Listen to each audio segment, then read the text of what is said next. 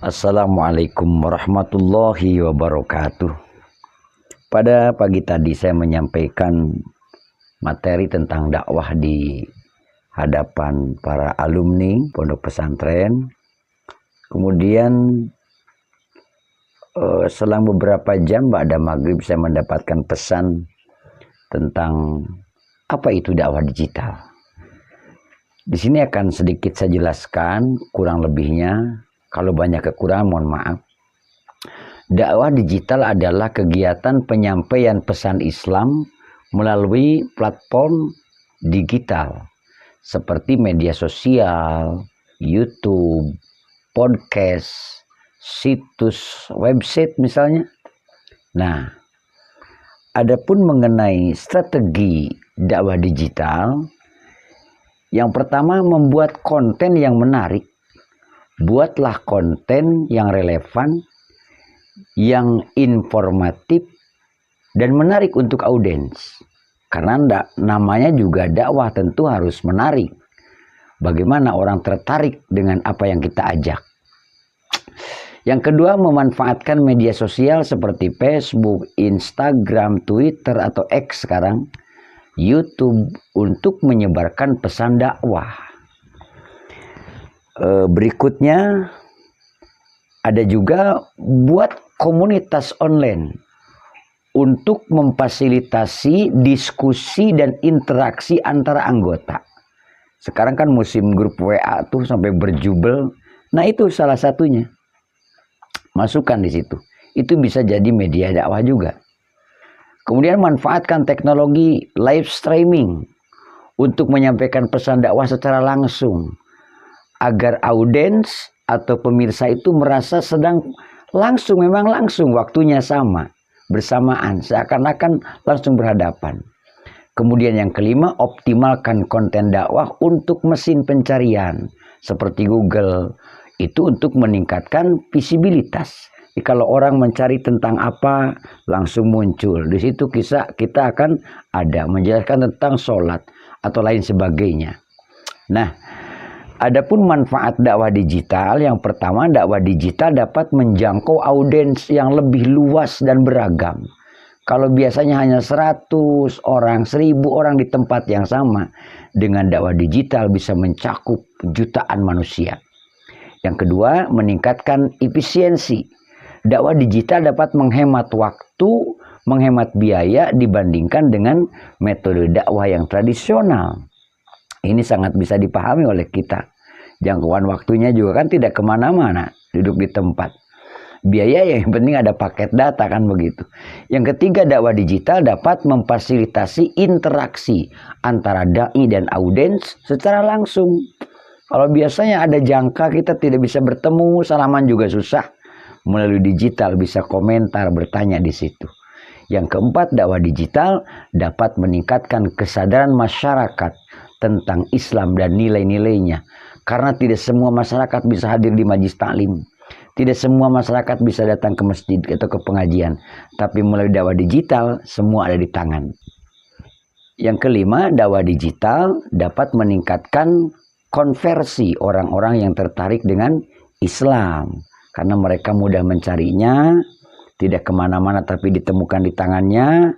Akhirnya bisa mengkaji itu, mendengarkan, membaca, dan lain sebagainya. Dengan demikian, maka dakwah digital dapat menjadi salah satu strategi efektif untuk menyebarkan pesan Islam dan meningkatkan kesadaran masyarakat tentang nilai-nilai keislaman. Lalu siapa yang layak untuk dakwah digital itu? Nah, ini juga penting, bahkan tidak kalah pentingnya. Kriteria utama satu adalah mereka yang memiliki pemahaman yang mendalam tentang ajaran Islam dan nilai-nilainya. Ini tentu para ulama.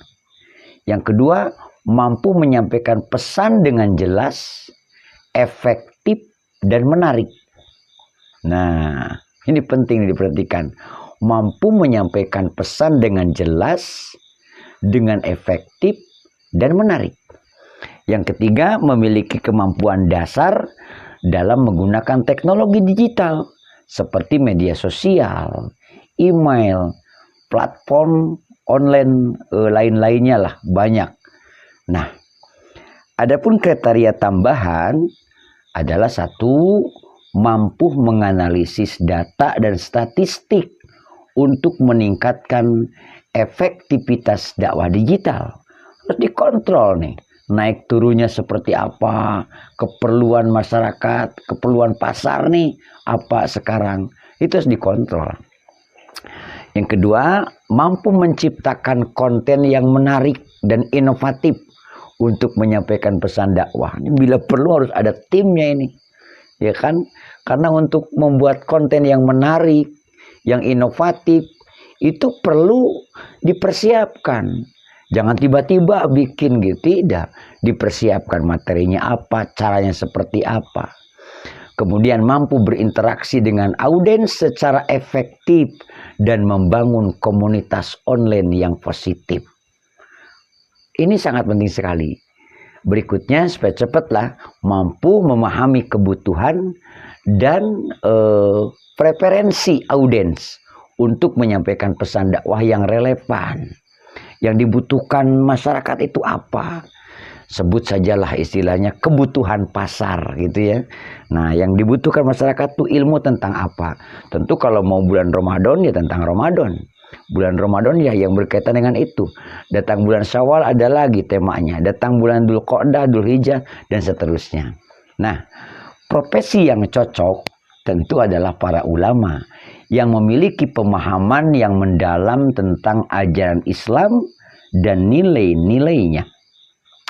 Yang kedua, para dai. Para dai memiliki kemampuan untuk komunikasi yang efektif dan pengalaman dalam menyampaikan pesan dakwahnya. Karena katakanlah sudah punya jam terbang yang jauh. Kemudian yang ketiga ya penceramah. Jadi ada ulama, dai, penceramah. Sengaja saya pisahkan nih. Penceramah memiliki kemampuan komunikasi yang efektif dan pengalaman yang dalam menyampaikan pesan dakwah itu. Kemudian yang keempat adalah penggiat media sosial. Mereka para penggiat media sosial memiliki kemampuan teknologi yang memadai dan pengalaman dalam menggunakan media sosial itu untuk menyampaikan pesan kepada halayak ramai, kepada masyarakat luas. Namun perlu diingat tentunya bahwa dakwah digital, karena ini era digital, dakwah digital dapat dilakukan oleh siapa saja yang memiliki kemampuan dan kemauan untuk menyampaikan pesan dakwah secara efektif. Jadi yang paling penting selain ada kemampuan juga harus ada kemauan. Selain ada kemauan juga harus punya kemampuan. Subhanallah. Terima kasih. Mudah-mudahan manfaat. Wassalamualaikum warahmatullahi wabarakatuh.